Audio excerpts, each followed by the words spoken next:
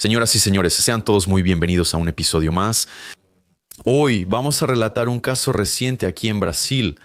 Y miren, déjenme mencionar de entrada que es imposible no conocer la historia del psicólogo Fabricio Buin Arena Belinato sin emitir ahí un diagnóstico entre comillas, ¿ok? Lo digo sonriendo, porque cada vez que emitimos un diagnóstico, que ni de lejos es un diagnóstico, obviamente no estamos habilitados para eso. Es más dentro del sentido común mismo, ¿sabes? De personas comunes que ven barbaridades dentro de una personalidad, de una persona que hace lo que hace para satisfacer un deseo mórbido de control, de falta de empatía y todas esas cosas. Eso que ya hemos visto bastante en episodios aquí. Entonces estamos muy lejos de dar un diagnóstico en el sentido oficial de la cosa, ¿vale? Como mencioné, no estamos profesionalmente habilitados, pero aún así nos arriesgaremos.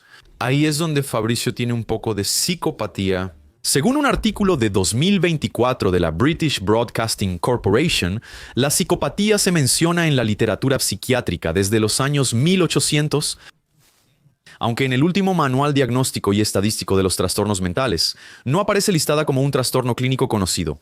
Con el paso del tiempo, amigos, las investigaciones diferenciaron a los psicópatas de los sociópatas. Hoy en día, los sociópatas se definen como personas con personalidad antisocial.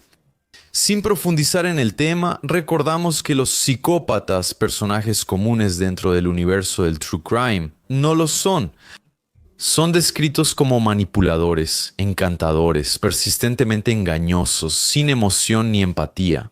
Como dije, indiferentes al sufrimiento de los demás e irresponsables en sus acciones y consecuencias. Por eso, cuando aparecen personajes en los episodios como el de hoy, nos atrevemos a decir que el tipo tiene un poco de eso en él. Bueno, ellos también son capaces de matar. Y eso fue lo que el protagonista, Fabricio Belinato, hizo de manera cruel y cobarde después de años de abuso hacia su esposa e hijastras. Pero antes de que nos sumerjamos en todos los detalles del episodio de hoy, les pido especial atención al ritual. Aquí en el canal Marcos Campos, que ya conocen, no está de más recordarlo. Dale like, comenta, comparte, suscríbete, hazte miembro si puedes y aprovecha todo nuestro contenido. Quiero aprovechar para recordarles que el canal colabora con Growth Supplements. Y si usas el cupón MARCOSCAMPOS en tus compras ahí, vas a tener ese precio especial. ¿Recuerdan que les hablé de una pasoca el mes pasado cuando mencioné Growth? Estaba muy buena. Llegaron a pedir para probar. Después díganme en los comentarios qué les pareció. Es una de mis favoritas, uno de los productos preferidos del sitio de Growth, que tiene, amigo, un montón de cosas ahí, ¿vale? Muy bueno, eso es todo. Revisa el sitio en el comentario fijado y usa el cupón MARCOSCAMPOS. ¿De acuerdo? Mensaje dado. Vamos a los hechos.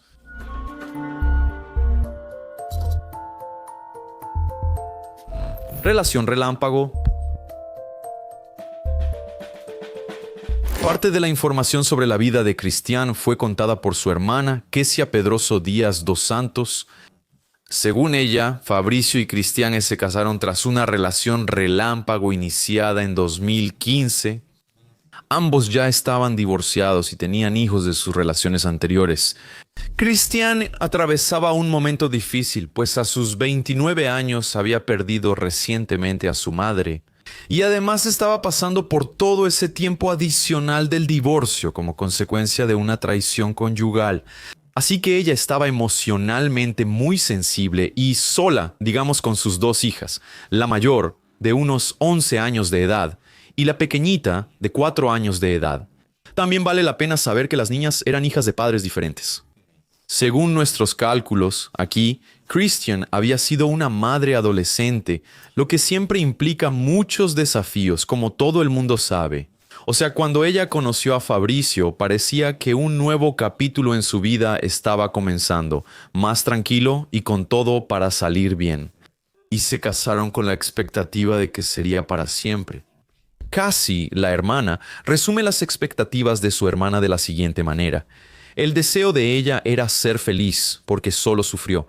Claro, amigos, que Cristian llevaba consigo a las dos niñas y así formaban una familia completa. Y en las redes sociales de los dos, de Fabricio y también de Chris, al inicio de su relación, Lo que se veía eran muchas fotos y declaraciones de amor. Una pasión, ¿verdad? Sin embargo, desde el punto de vista de Cassie, había algo extraño en su cuñado. Ella contó que su hermana, antes de relacionarse con el psicólogo, era su mejor amiga. Christiane y Cassie solían ser muy unidas, lo cual entre hermanas es bastante común y esperado, aún más porque eran solo las dos hermanas. Pero desde que Christiane se casó con Fabricio, en 2015 ella se alejó de la familia. El señor Eliseo, su padre, llegó a mencionar eso en una entrevista. Un distanciamiento bastante extraño que, en realidad, ocultaba una motivación perversa del psicólogo. Miren esto, pues claramente fue él quien cortó el contacto con la familia de la esposa durante los 5 años que duró la unión de los dos. Muy siniestro eso, ¿no? El tipo debería incentivar la convivencia, las relaciones para la salud mental de la hermana de la esposa, por cierto, que estaba pasando por todo ese problema, ¿verdad? De la pérdida materna, luego el divorcio. Otra cosa que me llamó la atención es que la hermana, desde el inicio, notaba algo en el tipo. Porque sabemos que cuando la pasión llega, a veces te ciega, ¿no? Muchas hormonas, mucha química, entonces no siempre es fácil ver lo que otra persona que está afuera puede notar, ¿verdad? Y también a veces toda esa química, esa pasión, hasta te puede cegar para lo que el otro está viendo y a veces dando una pequeña señal al principio, ¿no? Pero vamos a entender todo. La certeza de que era el cuñado el responsable de la nueva situación en la familia iba más allá de la percepción personal de Kesia. De la opinión de varias otras personas que convivían con ellos y que relataron que Fabricio, en el pasado, también alejó a la exesposa de su familia.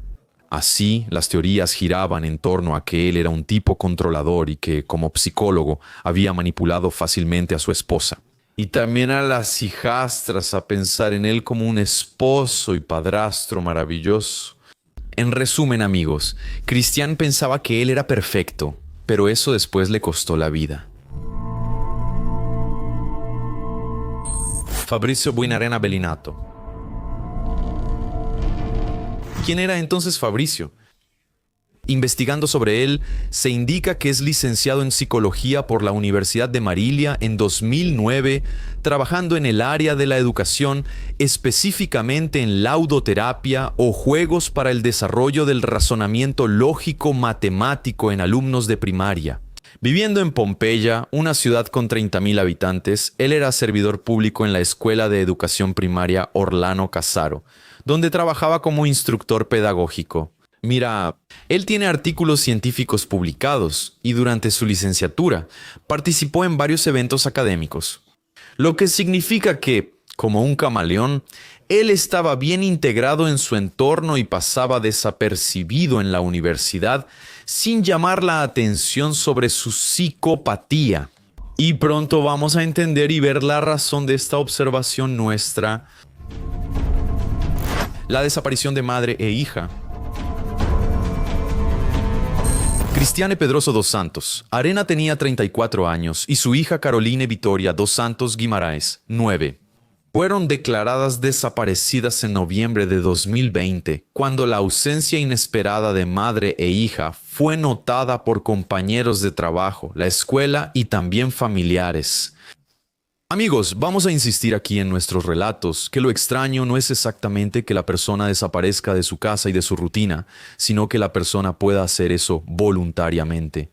Lo preocupante es cuando la desaparición está acompañada por el hecho de que la persona está incomunicada. Porque actualmente todo el mundo tiene celular y redes sociales y por lo general pasa la mayor parte del tiempo así, ¿no? ¿Dónde estás? Tengo un radar. Cuando manejo y paso junto a alguien, veo que mira hacia abajo y luego hacia arriba repetidamente.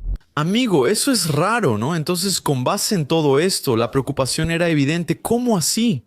No mira nada, no recibe llamadas, no publica nada.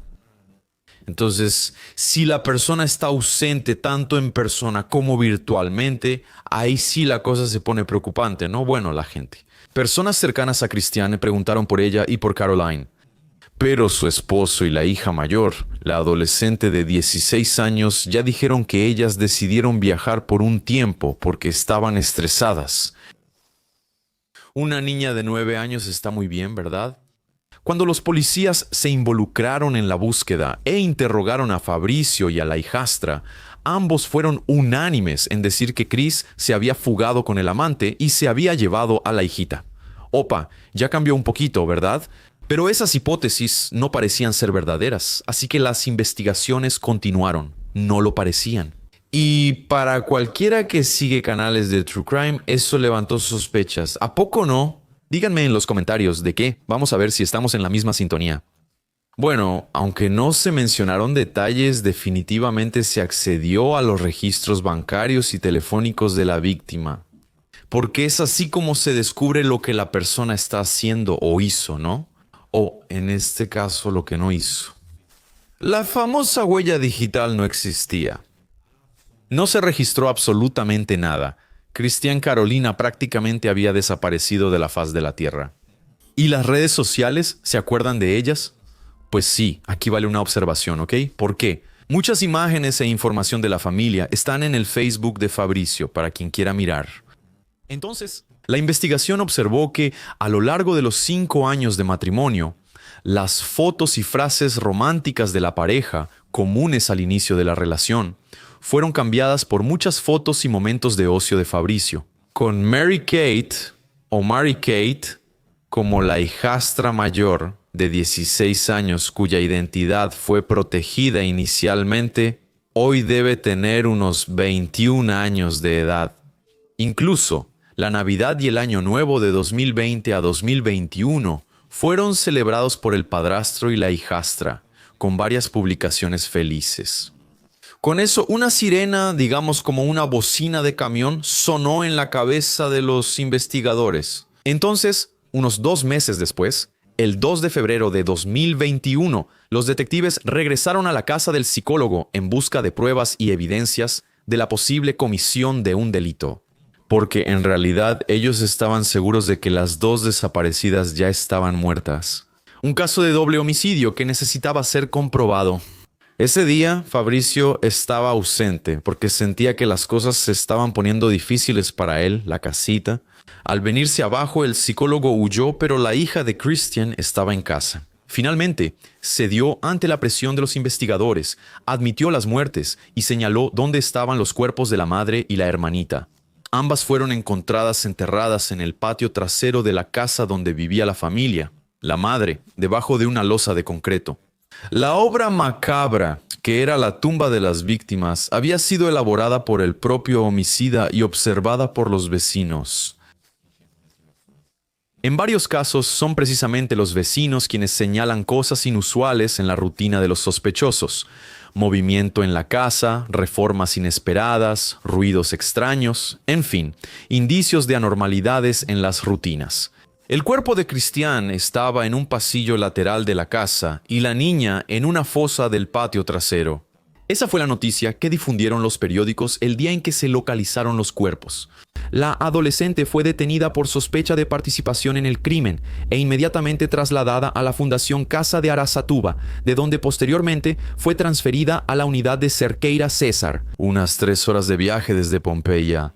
Cabe mencionar que la adolescente negó su participación en el crimen, pero la policía creía que ella había ayudado al padrastro, cubriendo sus acciones e incluso ayudando a enterrar los cuerpos de la madre y de la hermana. Es increíble, ¿verdad? Parece que un psicópata atrae a otro, ¿no? Es como un imán para la maldad, porque, oye, es inconcebible, amigos, como siempre digo, que una mente mínimamente sana observe algo así. Supongamos que ella no haya puesto la mano en nada, pero solo el hecho de observar, de saber lo que pasó y seguir tranquila viviendo la vida. Amigos, si eso no es lo que llaman psicopatía, no sé qué es, porque es una frialdad extrema. Una persona se deja consumir por la angustia, por la tristeza, ¿no es así? La tía de la adolescente dijo que la joven solía ser cariñosa con la familia, pero el padrastro había contribuido a que su comportamiento cambiara con el paso de los años. No tengo duda de eso, ¿ok? No tengo duda de que ese tipo realmente debe ser un manipulador de los bien convincentes, pero, ¿lo creen ustedes? Miren ahí, entre comillas, lo que se dijo. Él tuvo 5 años para trabajar la mente de ella y hacerla igualita a él. Hablas con ella y es fría. Incluso me quedé pensando en eso. Si hay incluso alguien especialista en estos trastornos antisociales y puede aclararnos, entonces con certeza lo fijo aquí en este episodio. ¿Es posible que alguien logre manipular a otra persona hasta el punto de tanta frialdad de ver a una madre y a una hermanita de 9 años siendo víctimas de un homicidio cruel, enterradas en el patio de la casa, y seguir viviendo ahí como si nada hubiera pasado hasta que la policía cierra el caso? Ahí se ve acorralado y ya no hay nada que hacer, ¿verdad? Ahí es el momento de confesar. Parece que me dio curiosidad, ¿verdad? Una vez más, lo recalco aquí para que no haya ninguna duda. Ningún comentario desproporcionado. Son solo percepciones del sentido común, ¿de acuerdo? Yo, como la mayoría de ustedes, soy un presentador de historias de true crime y me indigno al escuchar y conocer este tipo de historias. Me quedo aquí haciendo mis inferencias, dando mis opiniones y seguimos adelante, seguimos con el baile. Bueno, algunos comentarios que vimos en la web enfatizaban que Mary-Kate odiaba a su madre. También que desde los 15 años de la chica, ella y el padrastro vivían como una pareja, debajo, ahí, del mismo techo de Christian.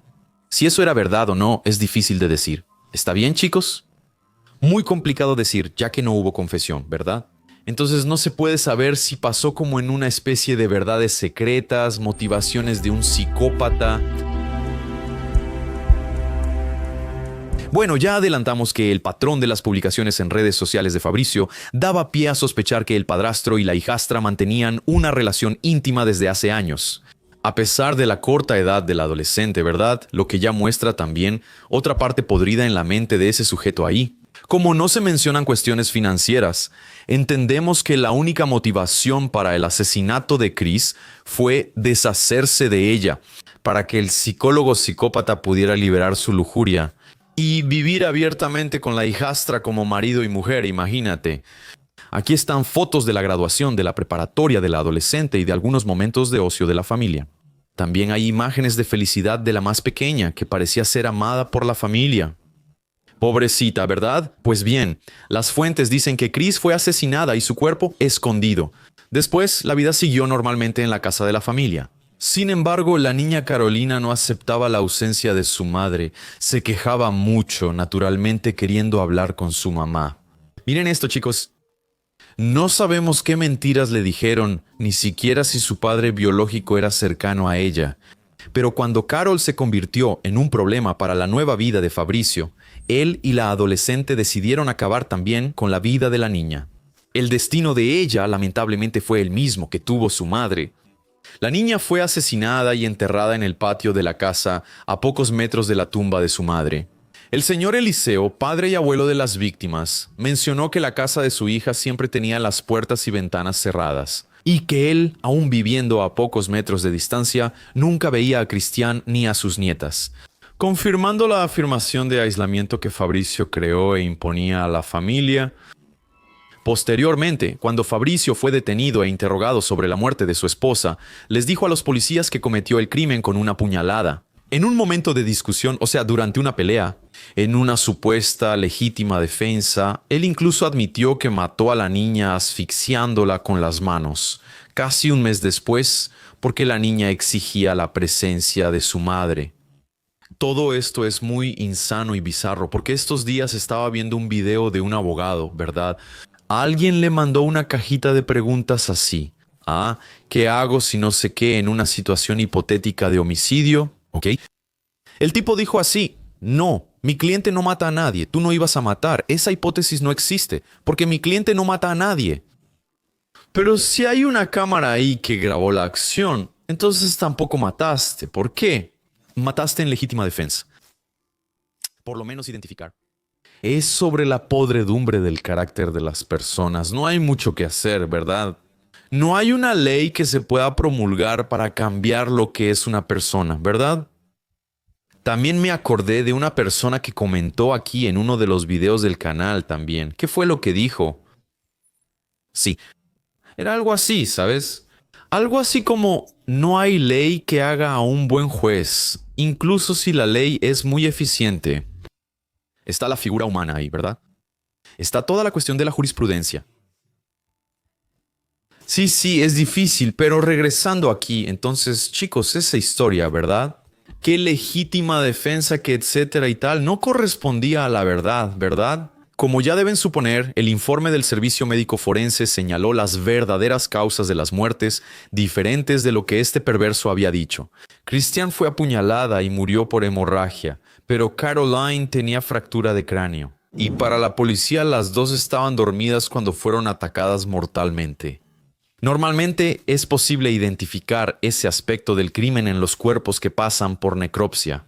No existen heridas de defensa ni señales de lucha. Chicos, es una cobardía absoluta matar a una persona mientras duerme, absolutamente indefensa. La declaración del delegado involucrado en el caso fue la siguiente. Primero, él mató a la mujer porque la hija no le gustaba a la madre y ya tenía problemas con ella. Ellos estaban enamorados y después mataron a la niña, no porque nadie quería a la niña, sino para ocultar el crimen anterior, detenido y condenado. Queridos abducidos, retrocederemos unos días en el relato, solo para comentar que el psicólogo fue capturado el 8 de febrero de 2021. Se encuentra en Campo Grande, casi 1000 kilómetros de la pequeña Pompeya en Sao Paulo. Él ya había pasado por otras ciudades donde realizó un retiro bancario, dejando rastros de su ubicación. Allí, en Campo Grande, Mato Grosso do Sul, él estaba trabajando como albañil, o algo parecido. Según el delegado, Fabricio buscó ayuda en una iglesia en la capital de Mato Grosso do Sul, alegando que estaba en situación de calle y necesitaba apoyo para cambiar de vida. Así el asesino prófugo fue acogido en esa comunidad y durante casi una semana se benefició de las comidas diarias que le ofrecían, hasta que fue detenido y trasladado a Marilia el 9 de febrero. A la prensa declaró que estaba arrepentido. Tras concluir el trabajo policial, la justicia de Pompeya aceptó la denuncia del Ministerio Público. Fabricio Buiña Arena Avelinato fue acusado de doble homicidio, con agravantes de motivo vil, medio cruel y obstaculizar la defensa de la víctima. Doble feminicidio, doble ocultación de cadáver y corrupción de menor. La corrupción de menor fue en relación con la hija adolescente de Christian. Algunas fuentes dicen que él fue investigado por abuso de vulnerable, pues él estaría manteniendo relaciones íntimas con la hijastra mayor desde hace varios años. Recordando que el crimen de feminicidio tiene una pena que varía de 12 a 30 años prisión y ocultación de cadáver de 1 a 3 años, el tribunal de Pompeya determinó que el psicólogo enfrentaría un juicio con jurado, pero lo retrasó hasta 2021 debido a la pandemia. El Tribunal de Justicia de Sao Paulo indicó que en el juicio solo participan jurados, 6 testigos, funcionarios judiciales y las partes de la acusación y defensa. Fabricio estaba preso en la famosa penitenciaría de Tremembé, en Sao Paulo, y participó en la audiencia de forma remota. Se preveía la presencia de la hija de Christian, que ya tenía 17 años y estaba acusada de participación en los crímenes. Entonces, en esa ocasión, Mary Kate también fue escuchada de forma remota desde la Fundación Casa de Cerquera César en Sao Paulo. La adolescente negó su participación en el crimen, aunque la policía cree que ella le dio cobertura a su padrastro y ayudó a enterrar los cuerpos. Según el delegado, ella siguió viviendo con el sospechoso, incluso después de que su madre y su hermana ya estaban muertas y enterradas en el patio de la casa. Fabricio recibió una condena de 56 años y 4 meses de prisión en régimen cerrado. Mary Kate dos Santos Guimarães, quien cumplía una medida socioeducativa, seguramente lleva una vida normal en libertad desde hace tiempo. Llega a dar asco. Sobre los aspectos iniciales que mencionamos, en relación con la psicopatía de Fabricio, podemos comprobar por sus acciones que efectivamente fue un manipulador. Frío, egoísta al extremo. Queda la duda sobre sus acciones premeditadas al alejar a su esposa en relación con los familiares y amigos.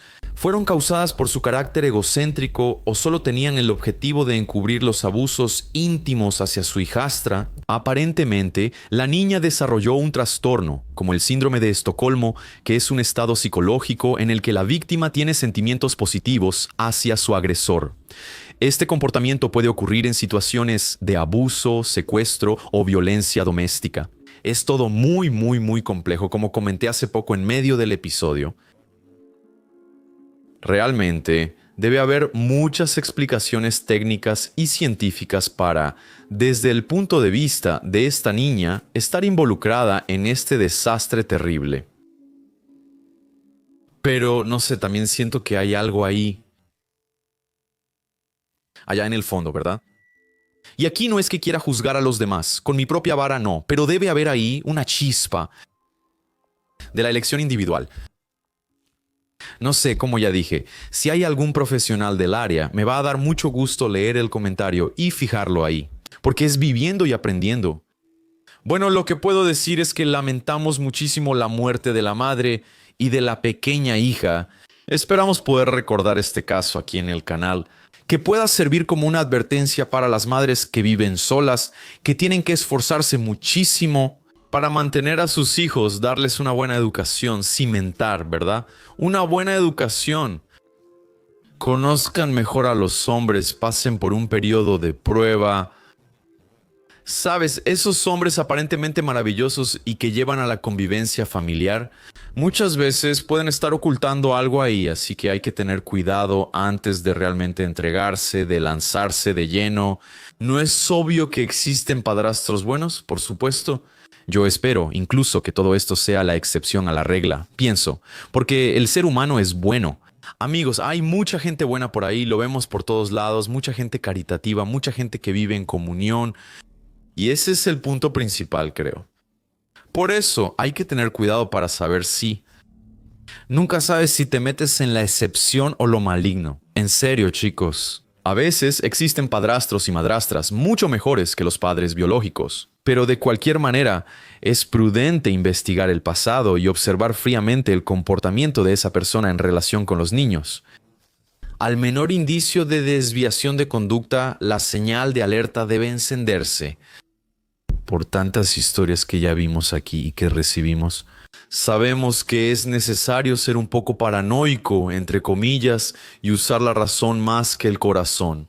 Evidentemente, no somos solo razón, pero en ciertos casos vamos a pensar ahí matemáticamente. Al final de cuentas, desde el siglo XVII Pascal, el filósofo, ya nos había advertido sobre esto. El corazón tiene razones que la propia razón desconoce, así que nosotros también las tenemos. Vamos a mirar, dar un paso atrás y observar desde afuera. Déjame ver qué está pasando aquí, ¿de acuerdo?